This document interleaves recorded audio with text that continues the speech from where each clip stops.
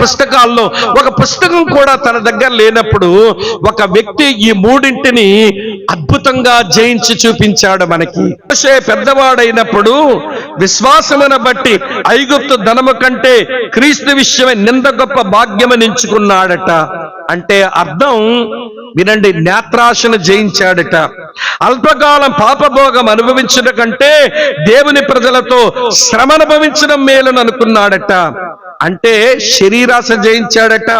ఫరో కుమార్తె యొక్క కుమారుడనని అనిపించుకున్నట్టుకు ఒప్పుకొనలేదు అంటే జీవపడంబాన్ని జయించాడట.